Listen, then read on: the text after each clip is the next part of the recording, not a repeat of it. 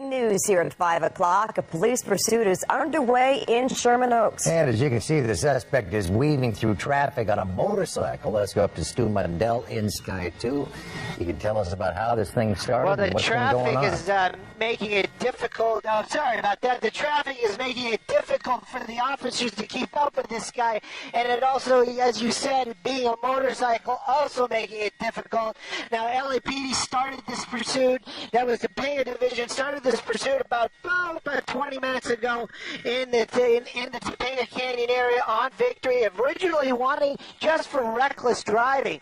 Now, officers from LAPD quickly got their airship overhead, and because of it being a motorcycle, they've been in a tracking mode, and then they went back to a pursuit mode, but they basically have been keeping an eye on this guy. They do want to stop him, and they want to talk to him. Him being on a motorcycle making it very, very difficult for LAPD to find any kind of way to bring this to a forceful end, like as in a pit maneuver or spike strips or anything like that.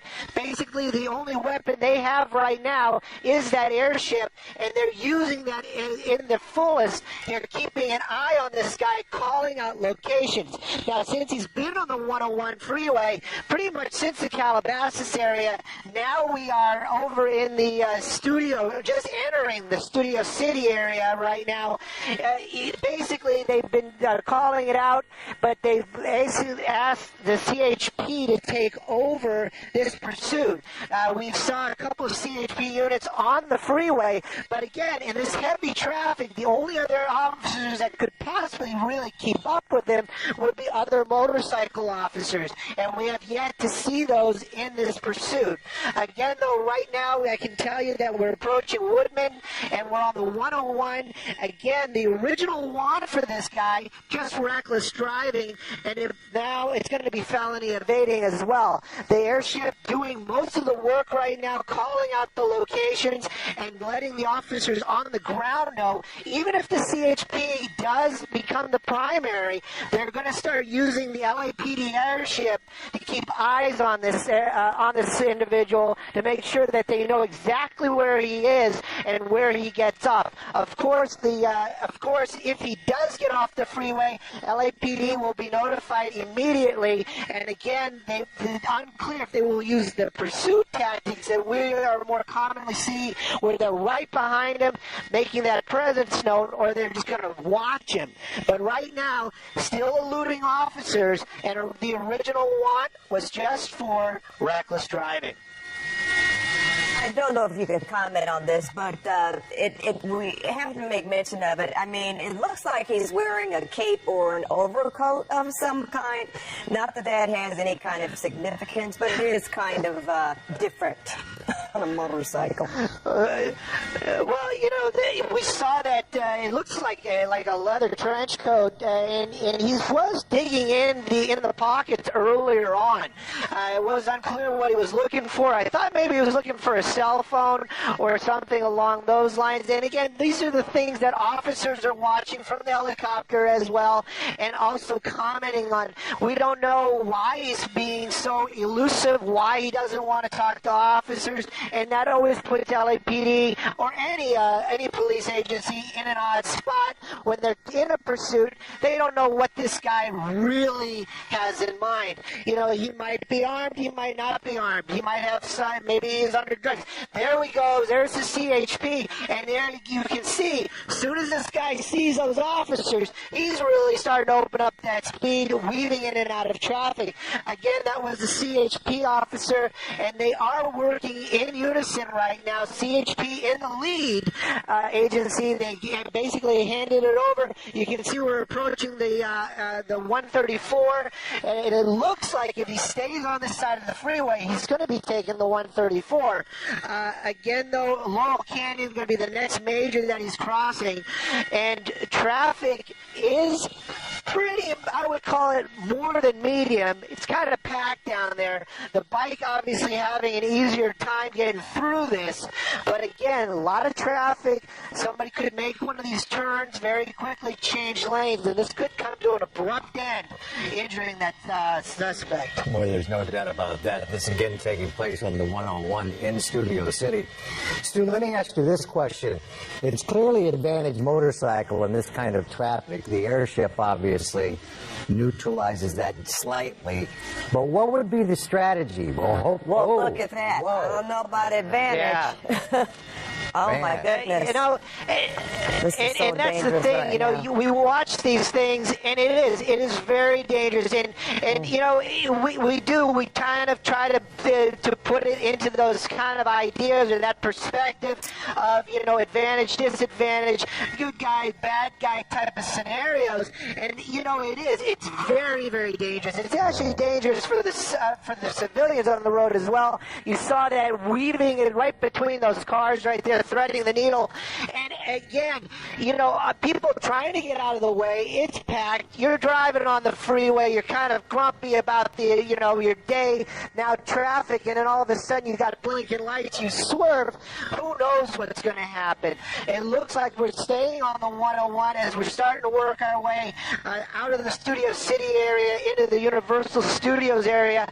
Again, that officer in that SUV really kind of making his presence known now that the traffic has lightened up a little bit. That might be one of those newer Ford Explorer specially equipped vehicles that the CHP just purchased.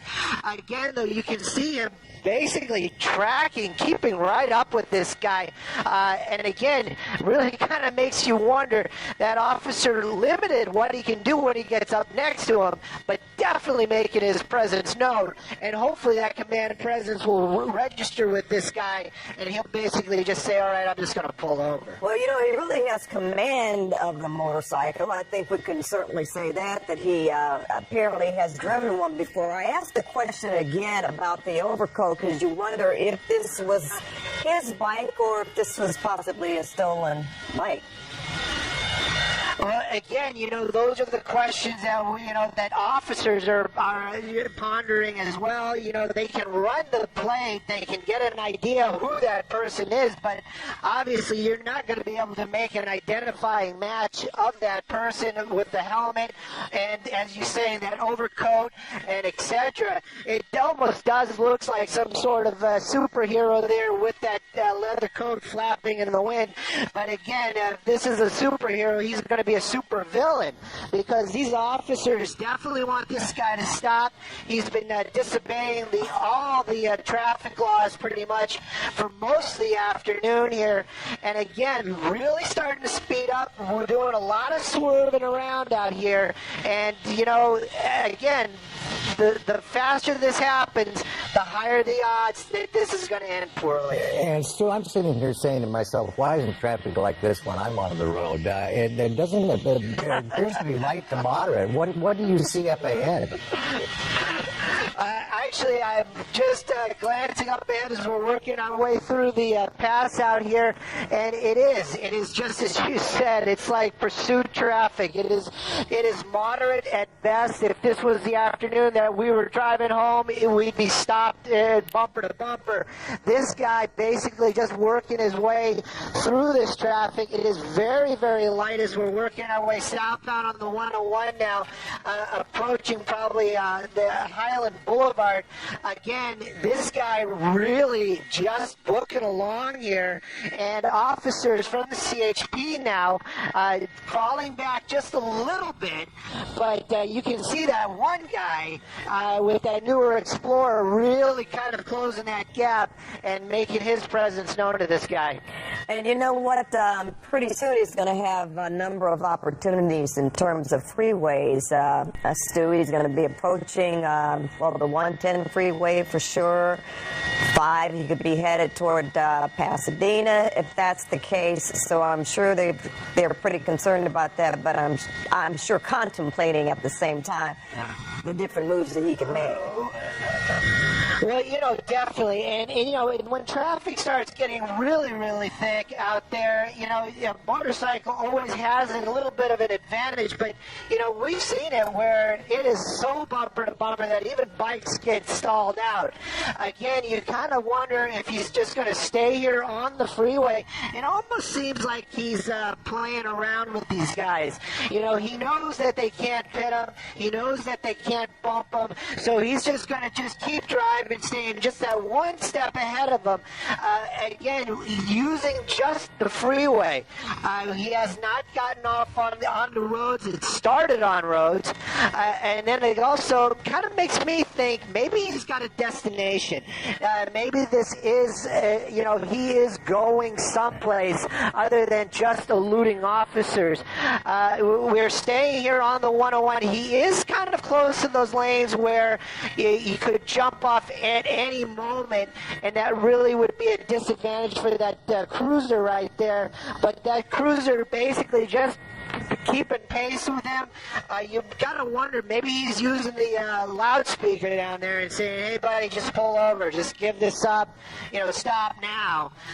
Or if they're just sitting there with their sirens going and looking ahead, I'm almost shocked to say that it looks like the 101 wide open. I'm wondering if possibly they did some kind of break, because it is wide open down there. There are no other cars on the freeway. And Stu, those, thought maybe he was moving over to the right lane. They will be at a real disadvantage if he jumps off that freeway. And then, of course, it depends on how quickly they can get units into that area if he does take an exit. Well, that's for sure, and that's what the LAPD was dealing with when originally this started. That first unit got up behind him pretty quickly, and as soon as those lights and sirens came on, this guy got on opposite traffic and took off. So he definitely wanted to leave. He had no intention of stopping from the get-go, and the original one was just reckless driving. So again, it makes you kind of wonder, if it was just reckless driving, this guy would have turned on his lights. He probably would have got a ticket. Makes you wonder why he just doesn't stop. And again, maybe this person is a wanted felon. Maybe he has something that he shouldn't have on his person. So these are all the questions that officers have to deal with as well. Even if he does stop, I can assure you they will not just run up to him and take him into custody. They're going to make sure that he complies 100%. It makes me think about being on a freeway. And as we've been saying, this is unbelievable that the 101 is this open at this time of the day, that's for sure. But again, it's very disconcerting to motorists who are in vehicles and they have someone on a motorcycle that's going so fast and so quickly that just comes up upon them that they can't necessarily react, and sometimes when they do, it can also be a danger for the person on the motorcycle. So this is something I'm just thinking about watching this right now, because I've been in that situation where it's a little frightening. Oh, definitely. And then that's the thing, too, is, a lot of people, they get paranoid when a motorcycle gets near their vehicle, just like a big rig. It's almost the same thing, except with a motorcycle you might be a little bit more concerned about the rider than you are with you. But yes, you're right, a lot of people, I hear that quite commonly. You're driving on the freeway, you got a bike right behind you, and then you don't know what you can do. I mean, if you pull over, he could be contemplating going the other direction. It is very scary. And then this guy, you've got to add in, he's got lights and sirens. And again, I have to let you know, right now as we're approaching Vermont, the freeway is basically getting stopped. And now we're really starting to see that traffic that we are so common to seeing out here in the Los Angeles area. And now it is really starting to back up out here. And the officers had that little bit of advantage there. They're going to lose that now as we're starting to get into some heavy traffic. Well, yes, as Pat pointed out, when they're lane splitting and firing along like that, I don't care how many times it happens to you, it's always startling as a driver of a vehicle, of a car. It's really very startling. And this guy's he's got no qualms about shooting between these vehicles. You know, we were that's reporting. right. Oh, I'm sorry. I was talking about go ahead. yesterday how we were reporting on that incident that actually happened in New York and it involved a club, but there was just one person on a motorcycle who stopped and an SUV bumped that motorcyclist, and you know, we know what happened after that. They chased the guy that was driving the SUV and pulled him out of the vehicle. But just how quickly something like this can happen from an abrupt stop by a vehicle trying to avoid hitting a person on the bicycle, it can cause so many different problems or scenarios. Most definitely, and you know, and that's the thing too. You know, being a motorcycle, this motorcycle rider obviously knows these things, has these in his mind, and you know, again, seems to be pretty well versed on riding. He's basically just weaving in and out here. He has pulled some pretty close calls. And there's another one that might look a little closer than it really was, but again, he is just cutting in between these cars like there's nothing to it, just keeping up this basically 80-mile-an-hour speed, 50, 60, and even, you know, 20 miles an hour faster than whatever the traffic is going is basically what we're seeing out here. And officers from the CHP, you know, they got their lights and sirens. They were falling behind there for a little bit. They got caught up in traffic and now basically back into some sort of tracking mode.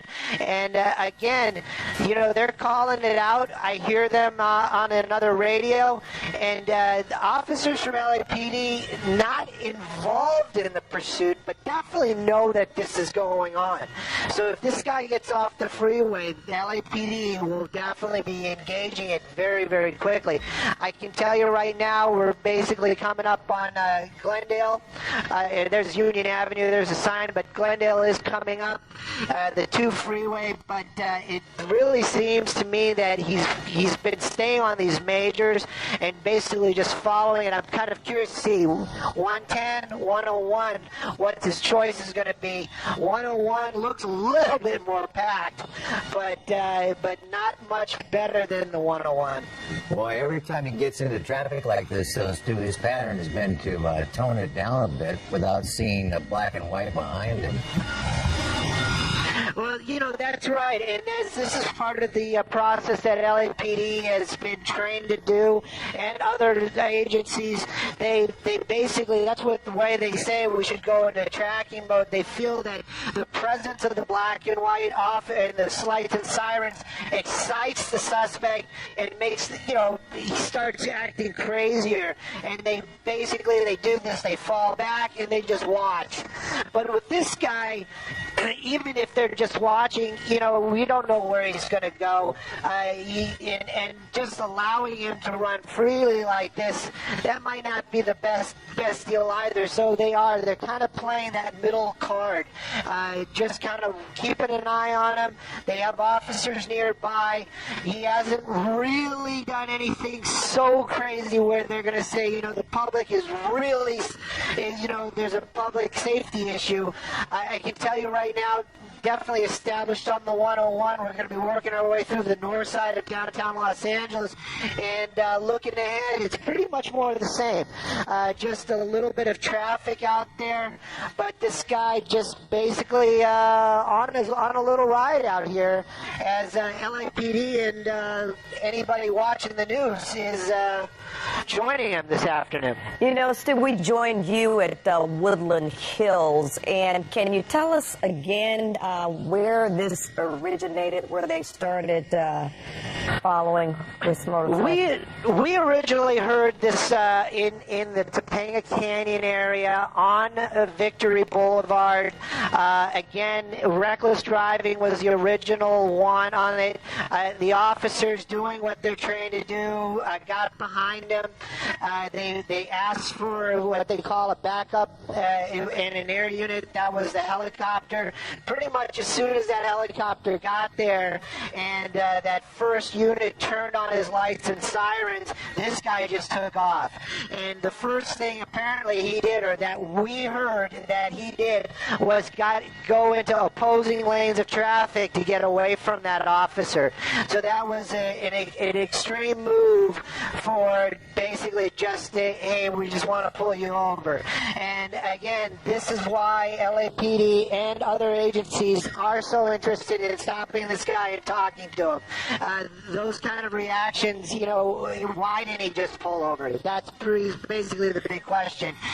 It really seems like we're just staying on the 101 freeway. Now that you said it, he's really starting to cut around because he does have a choice over here up the 10 freeway, but he's just weaving in and out of traffic. Again, I don't think there are many, if any, units, black and white units behind him anymore as he's working his way. I just want to make sure we don't lose him here. And as we're starting to work, it looks like we're going to be going south here. So that's going to be 5 freeway that gives him the 60 and also, the 60 freeway if we keep in this direction. He's starting to pick it up right now. He's got to know, though, a pursuit in Los Angeles, he's got to know that helicopter's overhead, keeping an eye on him, even though he doesn't see any black and whites, dude. Well, that's right. And, you know, and that's the thing. You'd think that with that knowledge, you'd just say, hey, you know what, I better just, pull over. Or you know what, maybe he's doing, I just want to enjoy my last couple of minutes. But this doesn't look very enjoyable. This looks like he's really trying to get away. And, again, he's never away. He is speeding up now quite a bit, like you said, really starting to move out. And, again, we're coming up on the East LA interchange, so he's going to have several choices of where he can go as we work our way down here. Again, though, looking ahead, it is just, the 60 really looks like it's backed up pretty bad. But, again, he's just going to weave his way in and out here and just keep everybody at bay. Well, we have legal analyst Steve Meister on the set with us. We were prepared to talk about the Jackson verdict, which we will certainly in due time. But he was saying he probably felt that he could get away at first, and now he's just so too deep in, so he's just going to continue. He really has no other choice but to just keep riding. As Steve, he's mic'd up. As a criminal defense lawyer, have you ever defended somebody in one of these? Yeah, I have. Hold on 1 second here. We'll hook your mic up here. I think that's where he was saying he knows what's going on because he's had clients that have done the exact same thing. We're going to try to get your mic. It is one of those deals. Steve had written us a note saying he took off because he thought he could get away with it. Basically. I suppose they all think that at some point, however. Well, maybe he's just going until he decides to stop, as happens in so many different cases, where he'll just decide to give up because he can't. Here. All right, and maybe he's going to familiar territory. Yeah, or maybe he's just using one of those in and off the freeway type of deals. No, it does look like we are going to be getting off the freeway here. I'd like to get a street name if I could, but again, CHP and LAPD have been working on this, and basically changing the guards was just going on when he made this move. We're definitely on streets out here, East LA area, and this, I'm sorry, this is going to be, we're in the holodeck. Look at this. Look at this. Look at pedestrians. Just changing his mind. I don't know what the deal was there. Just basically made a U-turn right there. Maybe he really thinks that he can elude them. Looks like he's going into a walkway. And is he going to try a foot bail? Yeah, yeah. And, you know, this kind of gives you an idea that this guy really knows the neighborhood. That was a little walkway that took you onto a side street out here. Again, this kind of movement lets you know that this guy probably knows the area or got very lucky right there. Again, we're in the Hollenbeck area, so we're probably Boyle Heights is going to be the area. He got off the 60 freeway and basically started on some side streets and then just said, you know what, I'm just gonna make this U-turn and work our way over here. Again, though, I'll get you a street here in just a second, but no officers behind him right now at all as we're approaching a major out here. And again, you know, he might be thinking right now he got it made, running a red light, not very wise. I can tell you just because I read the street sign, that was Indiana that we just crossed. But again, in a residential area out here and still eluding LAPD and other officers. He's got it. There he goes, right here. Yep, yep. Looks like he's basically running into his house. You can see somebody else over there basically grabbing the bike for the guy. Basically just went into the home. I want to keep an eye on this guy with the motorcycle as he kind of puts it away. You know, again though, dropped the bike, ran underneath these trees into that home. Again, officers from LAPD, CHP, not quite here yet. Well, you know what's interesting is apparently not, because most of the people, if you noticed how slowly they were walking, those pedestrians trying to walk across the street, I mean, they couldn't see. Now, what is this about? Yeah. I have no idea. I have no idea if these people know this guy or are related to him. Yeah, basically, this guy just came and grabbed the helmet and is walking off. And, but you know what, you know, they're Stu, basically doing. Don't want to interrupt you, but Steve, that might be him. Didn't he have on a black and white checkered shirt and some white gym shoes? It looks like he took off the coat, Stu. You know, I think this is the other guy. I think this is the guy that basically put the motorcycle away after he dropped it. Now, there was a gentleman walking out with a young person. The young person was holding something to his face, and this guy had a black and white checked shirt on and some white gym shoes, and it looked like it could have been the guy on the bike, and he just took off the overcoat. All right.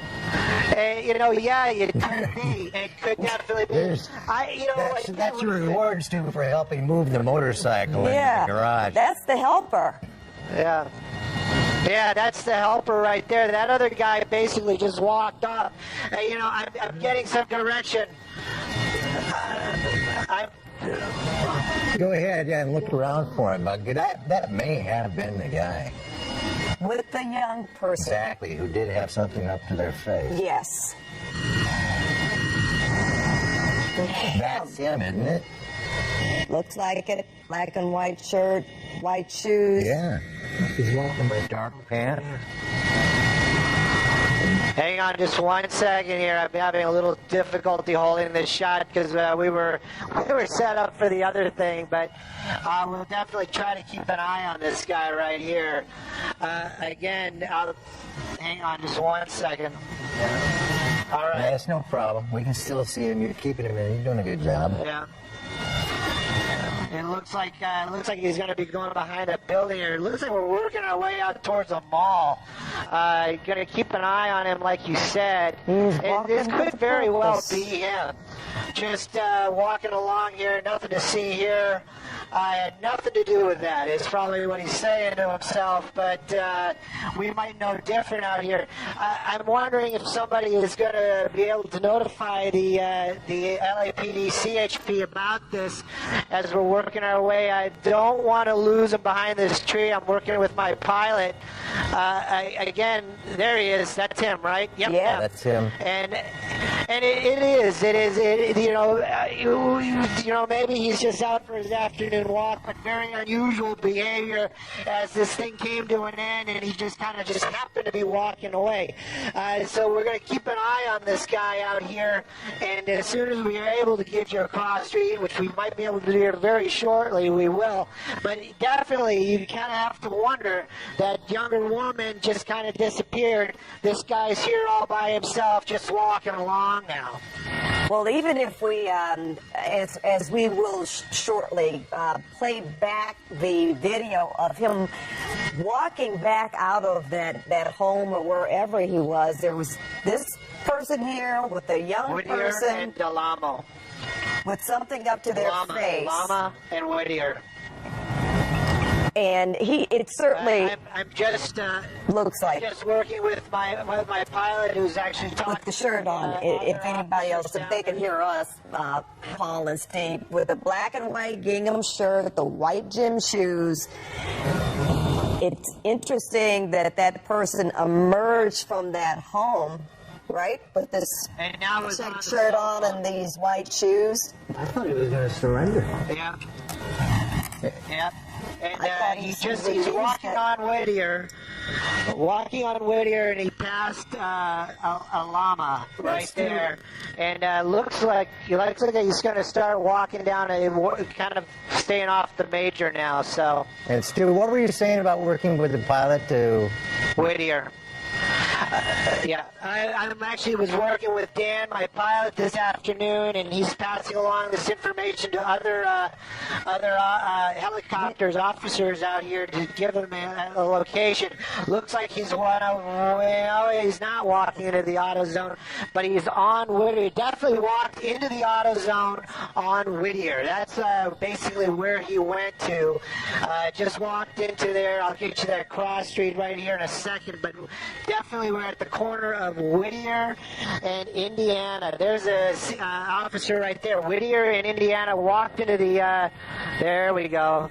They're working their way over there right now. So, well, Pat and Paul, we're going to find out very shortly if this guy was involved in this pursuit. If this was, it was a very clever play and an excellent try. I got to give you that. This probably is one of the endings that has given me more thought, than just dumping and running.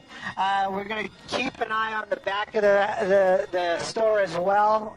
Maybe do an orbit here to keep an eye on the front and the rear. But you can see officers swarming this auto zone right now as they're looking for that suspect. He must watch a lot of crime procedurals.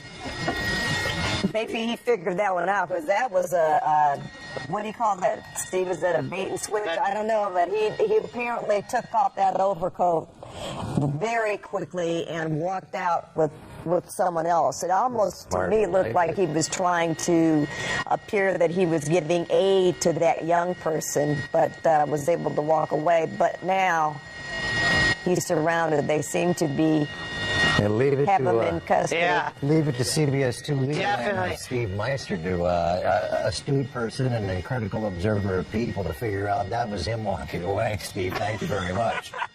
Don't tell him my name. Well, he might ask you to represent him anyway.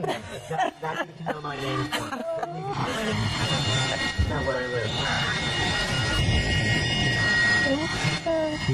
Well, Hollenbeck LAPD definitely talking to this gentleman right now. They're going to take him into custody and definitely have some questions for him, that's for sure. But it's most bizarre ending to a pursuit that I've seen in a long time. That's